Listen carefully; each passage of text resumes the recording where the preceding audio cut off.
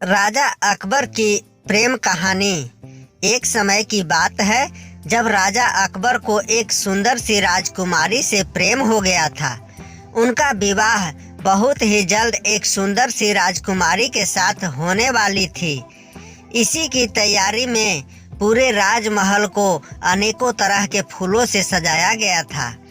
राजा अकबर अपने कक्ष में ही सोते सोते राजकुमारी के ख्वाब देख रहे थे। बाहर मौसम बहुत ही रंगीनमय था। राजा अकबर जब खिड़की से बाहर की ओर झांका तो उसे इस सुहाने मौसम में राजकुमारी से मिलने की इच्छा जाहिर हुई। इसलिए उन्होंने अपने राजमहल में सभी से छुपते छुपाते एक घोड़े को पकड़कर उसमें बैठ गए और अपने महल से दूर राजकुमारी से मिलने चले गए। नमस्कार दोस्तों, आज की कहानी बहुत महत्वपूर्ण है। आइए जानते हैं इस कहानी के माध्यम से। लेकिन उससे पहले आप पूरी सच्ची श्रद्धा से कमेंट बॉक्स में हर हर महादेव, ओम नमः शिवाय जरूर लिखें। साथ ही चैनल को सब्सक्राइब अवश्य कर दे। हे लक्ष्मी माँ, जो भी इस चैनल को सब्सक्राइब करे और इस वीडियो को लाइक करे, उसके घर में कभी भी धन की कमी ना रहे। उसका पूरा परिवार हमेशा हंसता मुस्कुराता और कुशल मंगल रहे। जाते हुए बीच रास्ते में उन्हें पानी प्यास लगी। राजा अकबर पानी की तलाश में किसी जलाशय की खोज करने लगे। कुछ समय में उन्हें एक जलाशय दिखाई दी।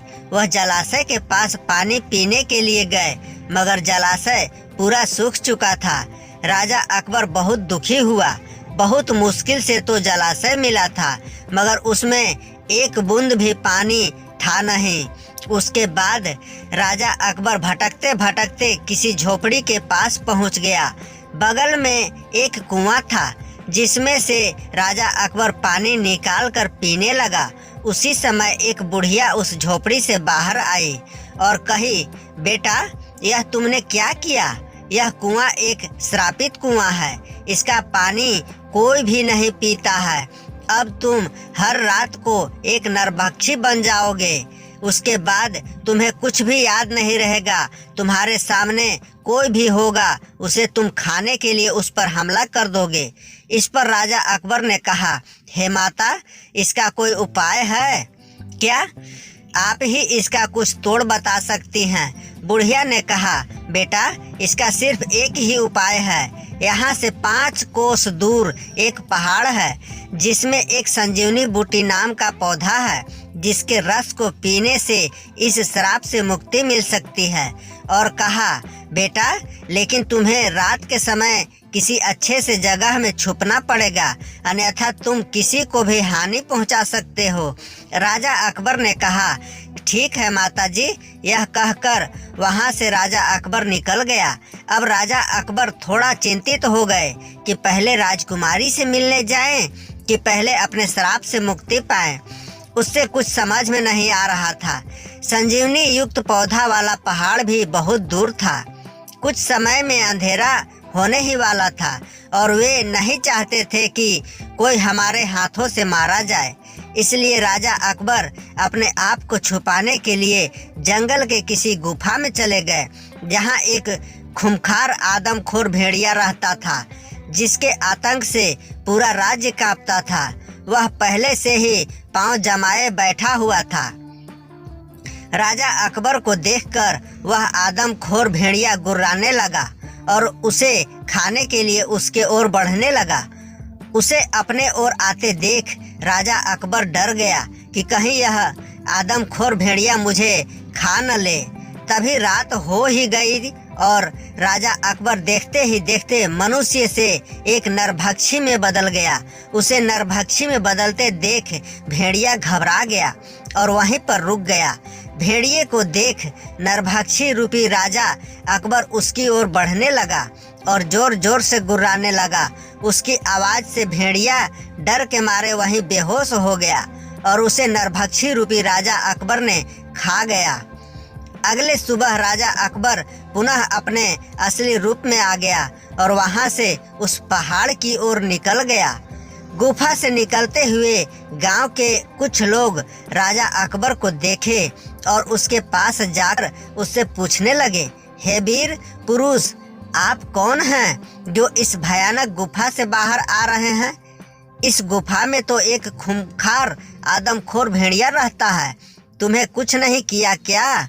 राजा अकबर बोले, नहीं, मुझे तो कुछ नहीं किया, वह वही गुफा में मरा पड़ा है। यह बात सुनकर गांव वाले आश्चर्य में पड़ गए और उसे देखने के लिए उस गुफा में गए, और जब पास जाकर देखा तो सच में वह खूंखार आदमखोर भेड़िया वहीं मरा पड़ा है।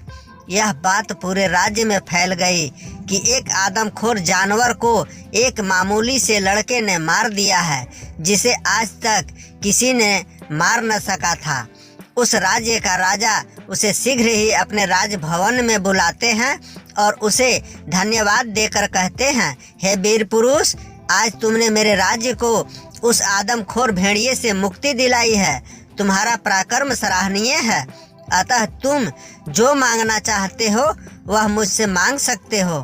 राजा अकबर ने कहा, हे राजन, यह तो मेरा कर्तव्य था, मुझे कुछ नहीं चाहिए। राजा फिर भी अपनी खुशी से राजा अकबर को एक जादुई कालीन भेंट में देकर कहता है, हे वीर पुरुष, यह छोटा सा भेंट हमारी तरफ से, तुम इसे स्वीकार करो। इस कालीन से तुम जहाँ भी जाओगे, इससे तुम्हें जाने में आसानी होगी। यह जादुई कालीन तुम्हें तुम्हारे मंजिल तक कुछ ही समय में पहुँचा देगी। भेंट स्वीकार कर राजा अकबर उस कालीन पर बैठकर शीघ्र ही रात होने से पहले उस पहाड़ की ओर चला गया और कुछ ही समय में उस पहाड़ के पास पहुंच गया और उस संजीवनी पौधे को ढूंढने लगा। रात होने ही वाली थी, तभी दूर से एक चमकता हुआ पौधा दिखाई दिया। वह समझ गया कि यह ही संजीवनी पौधा होगा। वह शीघ्र ही उस पौधे से रस निकालकर पीने लगा। साथ ही साथ अंधेरा भी हो गया, पर वह राजा अकबर बिल्कुल ठीक हो चुका था और उसी समय कालीन पर बैठकर राजा अकबर अपनी राजकुमारी से मिलने के लिए चला गया। उसे देखकर राजकुमारी बहुत खुश हो गई और अगले ही दिन उन दोनों का विवाह हो गया। दोस्तों, कैसी लगी आपको ज्ञान और मनोरंजन से भरी कहानी? कमेंट करके ज़रूर बताइएगा, और कहानी अगर पसंद आई हो तो कृपया अपने भाई के चैनल को लाइक सब्सक्राइब अवश्य कीजिएगा। अपने दोस्तों परिवारों के साथ शेयर करना न भूलें, ताकि वे भी इस कहानी का आनंद ले सके। अपना कीमती समय हमें देने के लिए आप सभी का तहे दिल से धन्यवाद।